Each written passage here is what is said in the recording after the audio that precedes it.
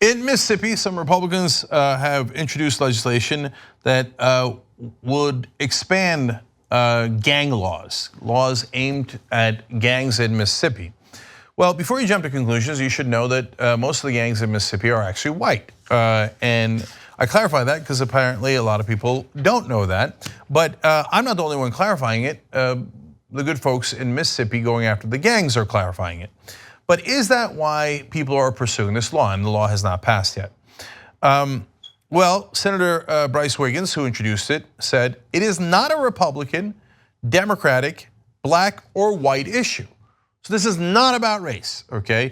And so let's find out how this has been enforced, what the situation in Mississippi is with gangs overall. Okay, so first, over the last year, members of the Mississippi Association of Gang Investigators worked to spread the message that not all gang members in Mississippi are African American, Hispanic, or another ethnicity, because they have to clarify that because it is often put out there by the media that it's that, and people have the wrong impression, and this reported by the Jackson Free Press.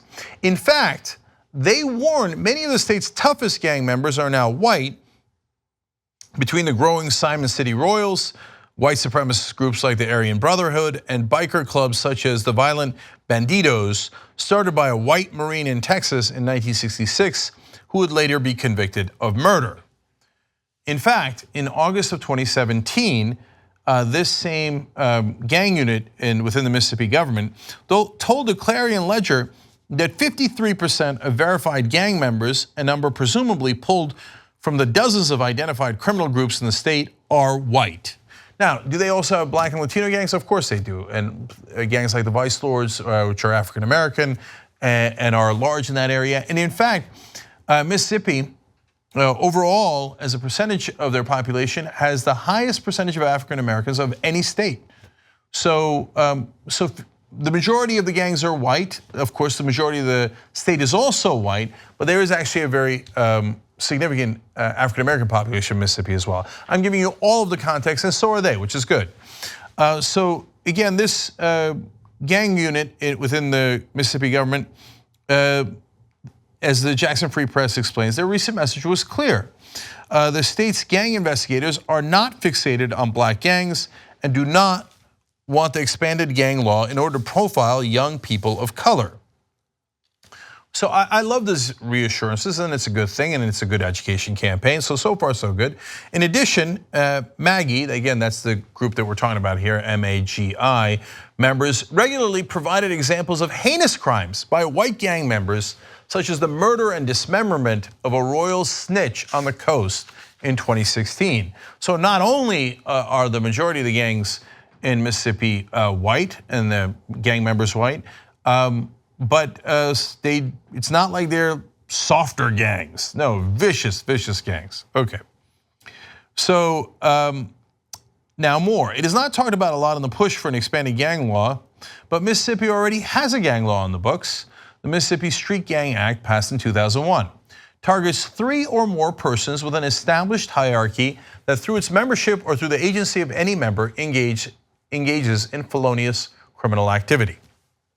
So what they want to do is they want to expand that current law. Now, here comes the interesting part. That law already exists. And I just told you, they just told you over and over again, actually the majority of the gangs are white. So how was it enforced?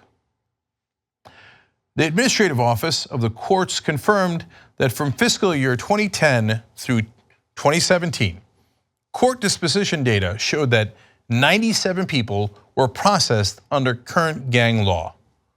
All of them were black.